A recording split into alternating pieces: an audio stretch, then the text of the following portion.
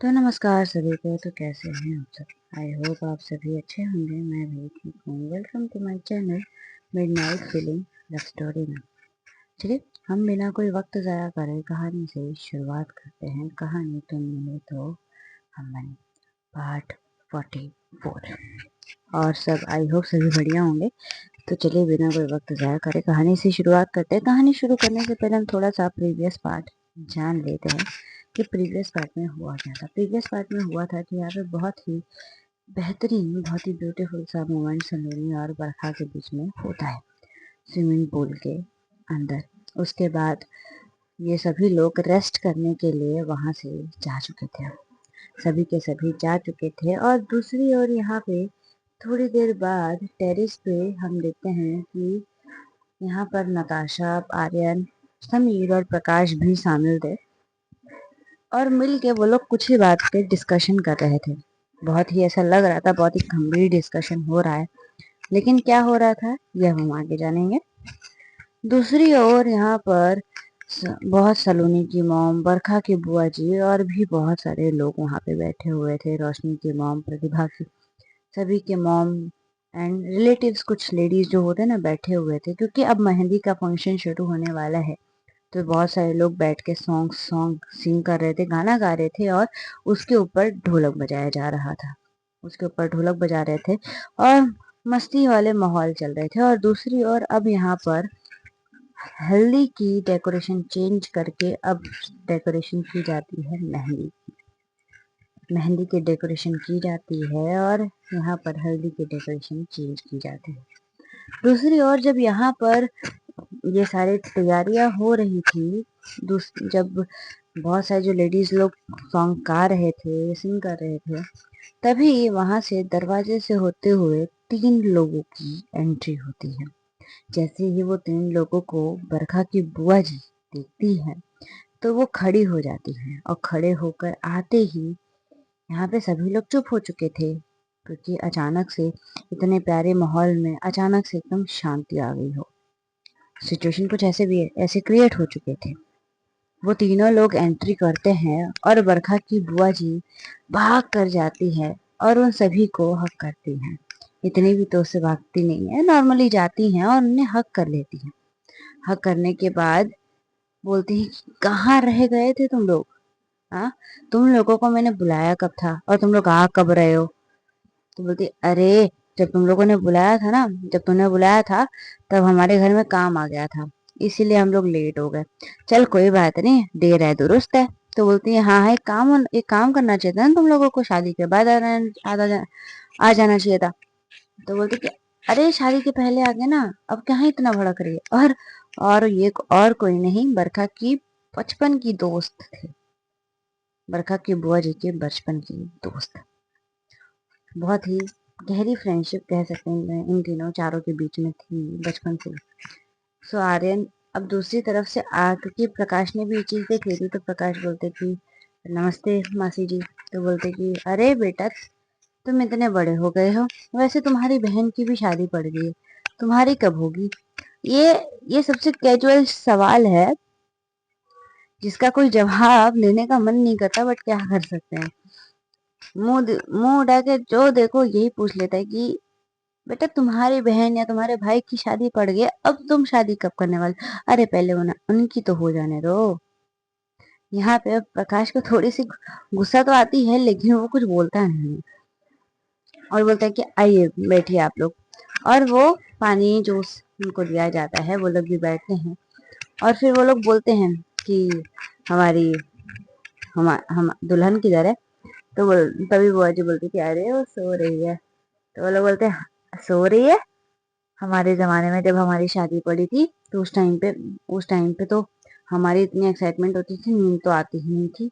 ये आजकल के बच्चे सो रहे हैं।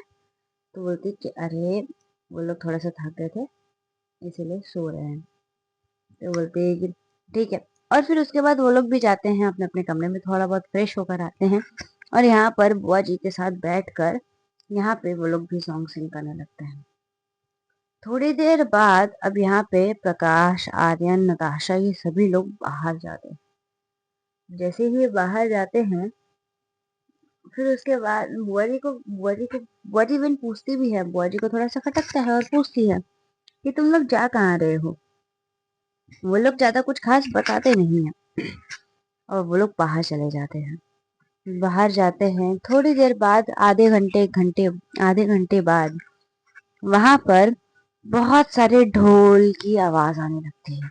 ऐसा लग रहा था कि ढोल और बहुत सारे तो सॉन्ग बजाए जाते हैं, ऐसा लग रहा था कि बाहर ढोल बज रहा है।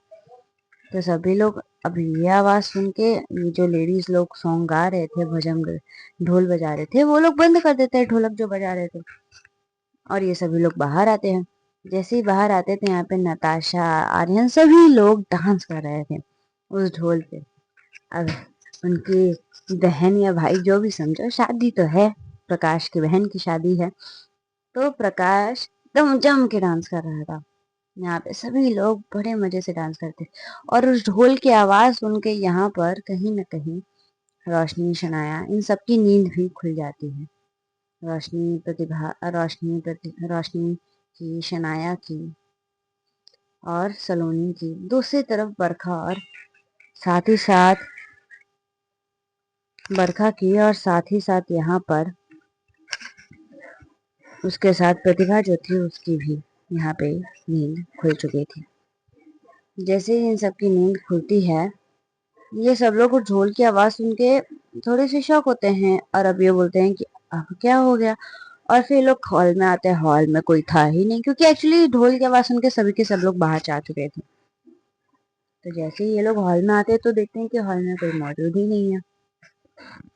तो ये लोग क्या करते हैं, फिर बाहर आते हैं, बाहर देखते हैं तो यहाँ पे सभी लोग डांस कर रहे थे, एंजॉय कर रहे थे ढोल पे। तो यहाँ पे बरखा थोड़ी सी शॉक थी कि मतलब ये क्या हो रहा है।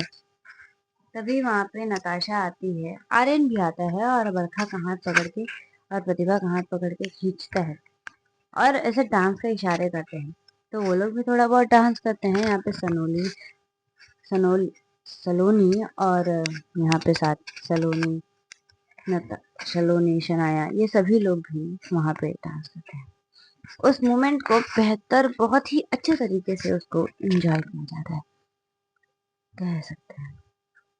उसके बाद काफी टाइम तक डांस करने के बाद फिर ये सभी घर में आते हैं। घर में आने के बाद सलोनी, रोशनी, शनाया, सभी लोग कमरे में जाते हैं और बुआ जी और प्रतिभा की माँ ये भी कमरे में जाते हैं।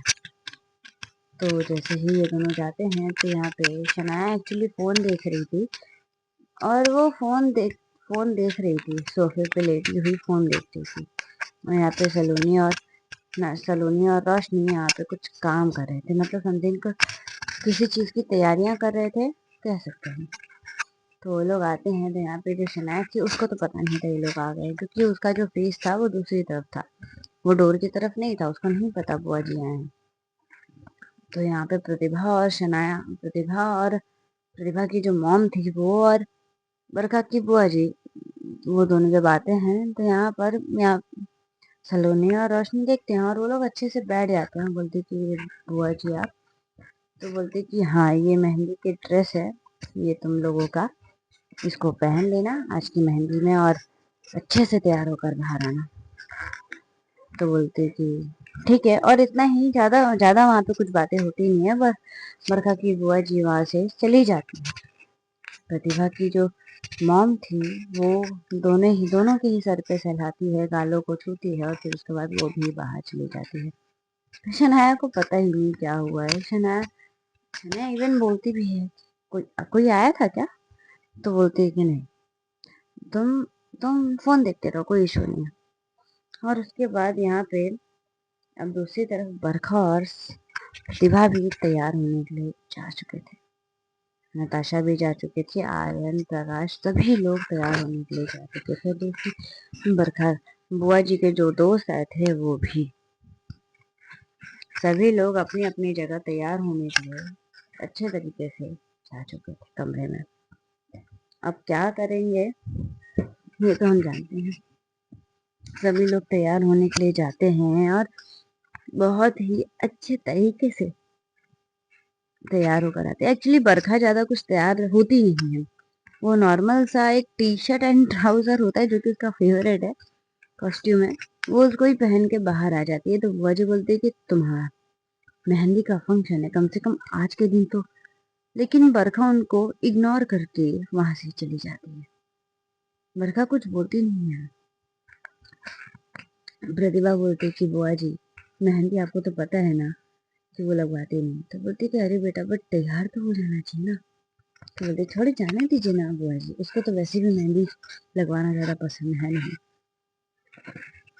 तो बोलती कि चलो कोई बात नहीं, वैसे तुम बड़ी प्यारी लग रही, क्योंकि उस टाइम पे प्रतिभा ने ज़्यादा कुछ नहीं, लेकिन एक मेहंदी कलर की, ग्रीन कलर की ही एक मतलब ज़्यादा डिज़ाइन में नहीं, सिंपल तरीके में एक कुर्ती वेयर की थी जो कि अच्छी लग रही थी उस पर। तो वो लोग बाहर आते हैं। अब यहाँ पर वेट होता है सलोनी और रोशनी का। सलोनी और रोशनी जो कि बुआ जी ने उनको कुर्ती दी थी वो पहन के आती हैं अच्छे तरीके से। और फिर उसके बाद जैसे ही बाहर आते हैं तो बरखा एक बार सर से पांव तक सलोनी को देखती है बड़े प्यार से। सलोनी भी एक बार बरखा को देखती है और वो भी अब उसके बाद अपनी नजरें झुका लेती है, मानो वो जिस तरीके से बरखा उसको निहार रही थी, तराश रही थी, वो उसे संभाल नहीं पाती, उसे शर्म आ जाती है। गाल उसके ब्लश कर रहे थे, हालांकि थोड़ी बहुत मेकअप की जरूरत हालांकि सलोनी को नहीं है, वो वैसे भी बहुत सुंदर है, बट वो हल्का सा उसके गालों पे वो जो ऑटोमेटिक ब्लश आ जाता है।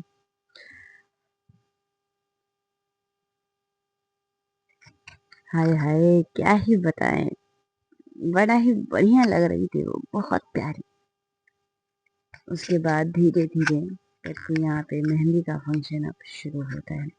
यहाँ पे उनको मेहंदी लगाई जा रही थी और दूसरी तरफ बरखा अपने दोस्तों से बात कर रही थी, मस्ती मजाक गेम्स चालू थे और कई बार बरखा और रोशनी देख चुके थे एक दूसरे को।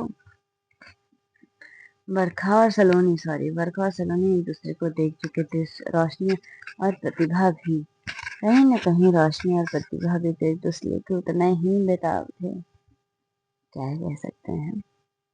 यहाँ पर बेताबी दोनों तरफ से लगी थी। यहाँ पे कहीं ना कहीं सलोनी को भी बेताबी थी। सलोनी फिर उसके बाद यहाँ पे शनाया आकर भी, शनाया आती है और वो मेहंदी वालों को मेहंदी जो लगा रही थी उनको बोलती है कि हमारे जो जीजा जी का नाम है ना, मतलब हमारे जो इनके जो पार्टनर्स हैं, हम बरखा जी और प्रतिभा जी का नाम थोड़ा सा हिडन करके लिखिएगा। तो वो लोग भी हंसते हैं। यहाँ पे सलोनी भी बोलती कि तुम पागल हो पूरी। तो बोलती है अरे उनको नाम ढूंढने इतना आसान नहीं होना चाहिए ना, इतना आसानी से नाम नहीं मिल जाना चाहिए। तो बोलती कि चलो। और फिर उसके बाद यहाँ पर वो लोग भी वैसे ही करते हैं, नाम को बेहद ही हाइड करके लिखते हैं। अब कहाँ लिखते हैं ये तो हम जानेंगे आगे कैसे वर्षा पता करती है। अब यहाँ पे धीरे धीरे मेहंदी हो चुकी थी, लग चुकी थी, काफी टाइम हो चुका था। 4 घंटे चले जाते हैं। 4 घंटे यूं ही इंजॉय कर रहे थे, बहुत सारे लोग बातें कर रहे थे, इंजॉय कर रहे थे उस मेहंदी के फंक्शंस को। और वो 4 घंटे बाद कहीं जाके मेहंदी वाले का मेहंदी लगाकर हो जाता है। फिर फोटोग्राफर आते हैं, बहुत सारे मेहंदी के फोटोज खींचते हैं उनके, और बरखा सलोनी के भी बहुत सारे अच्छे अच्छे पोजेस भी वो लोग देते हैं। प्रतिभा और सलोनी भी, प्रतिभा और रोशनी भी। और एक पिक्चर तो ऐसी आती है जहाँ पे सारे दोस्त झगड़ा करके फोटो फ्रेम में आते हैं कि अरे मैं पहले वाला। और कहीं किसी की आधे फेस आ रहे थे, किसी की सिर्फ टंग आ रहे थे, ऐसे ऐसे पिक्चर्स आए थे। यहाँ पे फोटोग्राफर भी थोड़ा सा हंस पड़ता है। सारे दोस्त लोग थे, बरखा के और सलोनी के, सभी लोग बहुत अच्छे से एंजॉय करते हैं। उसके बाद अब यहाँ पर जो बुआ जी के 3 फ्रेंड्स आए थे उनमें से एक लेडी बोलती हैं कि चलो बरखा अब मेहंदी तो लग गई, तो अब अपने दुल्हन से दुल्हन के हाथों में ढूंढ के बताओ कि तुम्हारा नाम किधर है। तो बोलते कि ये भी रस्म होती है क्या? तो बोलते कि अरे ये भी रस्म होती है क्या, चलो ढूंढो। तो बोलते कि अच्छा ठीक है। और यहाँ पे प्रतिभा, और फिर उसके बाद यहाँ पर सलोनी एक चैलेंज देती है, आपके पास आधे घंटे का वक्त है। अगर आधे घंटे में आप लोगों ने ढूंढ लिया प्रतिभा और यहाँ पे सलोनी को, और बरखा के साइड के जितने लोग थे वो सभी लोग, अगर सलोनी के साइड के लोगों की मेहंदी फाइंड कर लेते हैं आधे घंटे के अंदर, तो वो जो भी बोलेंगे यहाँ पे सलोनी के साइड के लोगों को, कोई भी उनकी एक जो भी बोलेंगे उनको कोई एक चीजें फॉलो करनी रहेगी उनकी। तो अब ये डील काफी मजेदार होने वाली है। तो यहाँ पर अब बरखा भी एकदम अच्छे से बैठ जाती है देखने के लिए, और दूसरी तरफ प्रतिभा भी। अब नाम को इस तरीके से हाइड करके रखा गया था, ढूंढना तो था। अब यहाँ पे ढूंढ रहे थे, अब ये लोग 15 मिनट बीत चुके थे, नाम दिख ही नहीं रहा था। पूरी तरीके से बरखा एकदम अच्छे से जांच कर ली थी, लेकिन उसको अपना नाम नहीं मिलता है पूरे मेहंदी में। तो बोलते कि आपने मेरा नाम लिखवाया भी है, मुझे नाम क्यों नहीं मिल रहा? तो बोलते ढूंढिए, इसी हाथों में लिखा हुआ है आपके नाम, और बड़े प्यार से लिखा हुआ है, दिल से ढूंढिए। तो बोलते मैं आपसे प्यार भी दिल से करती हूँ। बोलती बातों में वक्त ज़ाया मत करिए। तो बोलती कि हाँ ठीक ठीक है। और फिर उसके बाद वो भी ढूंढने लग गए थे। प्रतिभा का भी कुछ ऐसा ही हाल था। प्रतिभा बोलती है कि हाँ, आप क्यों मुझे परेशान कर रहे हो, आप मुझे तंग कर रहे हो ना, प्लीज बता दो कहाँ पे लिखा हुआ है। बोलती कि ऐसे कैसे, थोड़े बहुत तो कष्ट आपको भी करनी चाहिए ना। तो बोलती कि ये जो आप कर रहे हो ना, ये सही नहीं है। बोलती everything fair in love and war. तो बोलती नहीं, यहाँ पे वॉर है। तो बोलती कि आधा प्यार तो है ना। तो बोलती कि हाँ, बहुत अच्छा फायदा उठा रहे हो आप। तो बोलती कि चलो उठा लेते हैं। और यहाँ पर ये दोनों ढूंढने लगते हैं। हालांकि अब आधे घंटे बीतने में सिर्फ 5 मिनट बचे थे, लेकिन मजा ले बरखा और यहाँ पे प्रतिभा को अपना नाम मिल जाए। वो एकदम बहुत ही मेहनत कर रहे थे उनको उनका नाम मिल जाए, लेकिन उनको उनका नाम नहीं मिलता। End of the moment, last में अनाउंसमेंट होती है कि टाइम जस्ट अप। जब टाइम अप हो जाता है तो यहाँ पर अब जैसा कि मैंने बताया, बरखा की टीम की हार जाते हैं सभी लोग। तो अब यहाँ पे सलोनी की टीम ये सोच रहे थे कि अब इनको क्या बोला जाए, ऐसा क्या बोला जाए, क्योंकि सलोनी की टीम कोई भी एक चीज बरखा की टीम वालों को दे सकती है करने के लिए। तो यही सोचा जा रहा था। तो कुछ लोग बोलते हैं कि इनसे डांस करवाया जाता है, कुछ लोग बोलते हैं अलग अलग, सब लोग अपने अपने थॉट्स बता रहे थे जो कि सलोनी की टीम की तरफ से थे। उसमें से कुछ लोग बोलते हैं कि नहीं, इनसे इनसे काम कराया जाता है। तो यहाँ से सलोनी को आइडिया आता है कि चलो अब हम इनसे काम ही कराएंगे। और वैसे ही होता है। यहाँ पे बरखा की टीम, सलोनी और रोशनी, यहाँ पे बरखा की टीम और बरखा, प्रतिभा, इन सभी को बोला जाता है कि 1 घंटे तक, पिछले 1 घंटे तक हम जो बोलेंगे वो आपको करना पड़ेगा पूरी तरीके से।